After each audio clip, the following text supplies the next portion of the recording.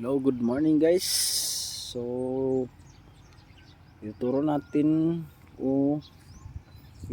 ko sa iyo yung diskarte ko paano magpa-adapt niya ng unlimited using this method. So, kahapon hindi ko nag-video kasi so kahapon nagpatubig ako sa pan. Bago to patubigan, dapat ipatuyo ito sa mga 3 araw. Tapos patubigan mo ng isang dangkal or 10 inches to 12 inches na tubig.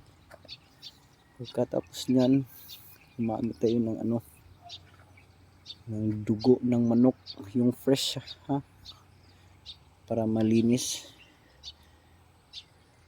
Gamit tayo ng mga 30 kilos sa ganitong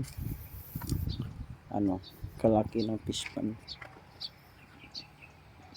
Depende sa iyo kung para saan yung pagkain nyo. Basta mag-adapt niya. Ganito ang pamaraan namin dito. So, bali sa 6 days na yan, puputok na yung nap niya. So, pagputok niyan, pagka 7 days, makikita mo yung millions, billions siguro na nap niya.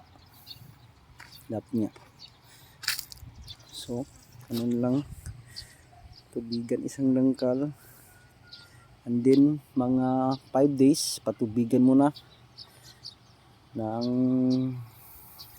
dagdag ka ng mga 12 to 15 inches or 18 inches, ganun, para maglabas na sila.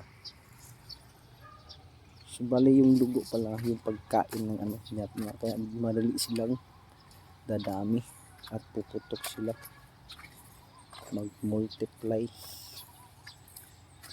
So, after 6 days or 7 days, kahit 5 days, patubigan nyo na.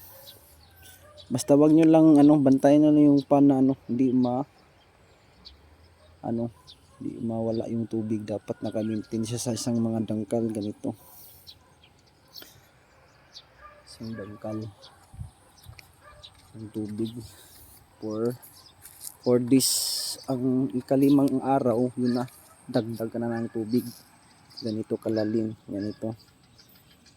Yung PVC na yun. Dapat ganun ang lubog nyo.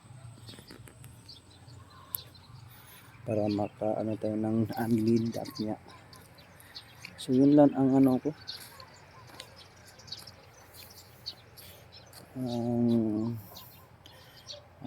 Matuto kung paano namin rin paano kami nagpadap niya na unli. So, kung gagamitin nyo lang sa aquarium, di yan maubos. Pero pag sa fry sa hito, ubos yan. Mga 3 days lang to 5 days, ubos na yan. Ganun lang. Salamat.